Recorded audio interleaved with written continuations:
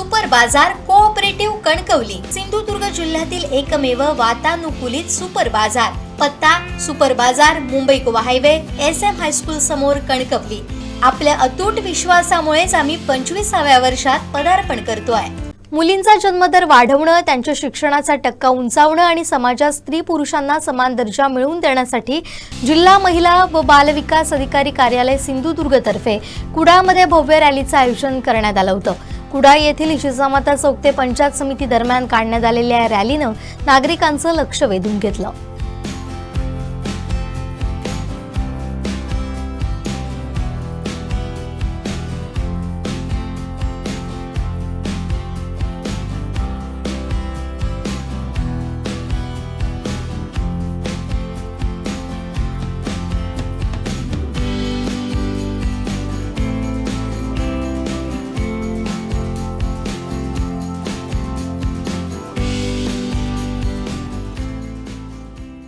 आजच्या ह्या महिला बाल कल्याण विभाग पंचायत समिती कुडाळ आयोजित बेटी बचाओ बेटी पढाओ ह्या रॅली निमित्त उपस्थित असणारे आमचे सन्माननीय गटविकास अधिकारी साहेब तसेच सर्व खात्याचे प्रमुख त्याचप्रमाणे सर्व कर्मचारी आज सुंदर अशा ह्या आठवड्यात म्हणजे आत्ताच महिला दिन आंतरराष्ट्रीय महिला दिन साजरा झाला आणि त्या सप्ताहात आपण हा कार्यक्रम एक जनजागृतीपर कार्यक्रम करतोय। ह्या कार्यक्रमासाठी मी सर्व महिलांना शुभेच्छा देतो, सर्व उपस्थितांना शुभेच्छा देतो।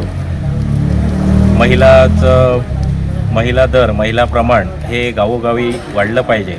त्यासाठी काही बालपणात महिलांवर होणारे अत्याचार असतील तर ह्याची जनजागृती करण्यासाठी आज हा कार्यक्रमाचं आयोजन केलं आहे। तर ह्या कार्यक्रमाची अधिक माहिती सन्माननीय व्हिडिओ साहेब देतील, तर उपस्थित सर्वांना मी पुन्हा एकदा शुभेच्छा देतो। जिल्हा महिला व बाल विकास विभाग, एकात्मिक बाल विकास विभाग, पंचायत समिती कुडाळ यांच्या संयुक्त विद्यमाने आज बेटी बचाओ बेटी पढाओ या अंतर्गत जनजागृतीसाठी मोटरसायकल रॅली काढण्यात आली। त्याचं उद्घाटन आमच्या पंचायत समितीचे उपसभापती सन्माननीय श्री सीतारामजी तेली यांच्या शुभ हस्ते पार पडलं।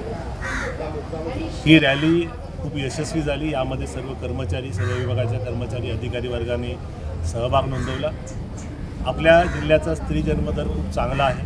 आपल्या जिल्ह्याला संस्कारही आपले आणि परंपरा चांगल्या आहेत, स्त्रीचा सन्मान करणारे आहे। पण हेच जागतिक महिला दिनाच्या ह्या 15व्यामध्ये ह्या आठवड्यामध्ये आपण हे सर्व दिवस साजरे करतो।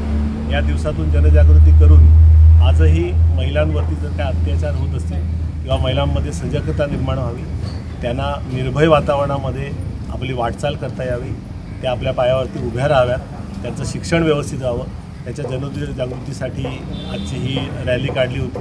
ती यशस्वी करणाऱ्या सर्वांचं मी अभिनंदन करतो आणि पुन्हा एकदा या महिला वर्गांना शुभेच्छा देतो।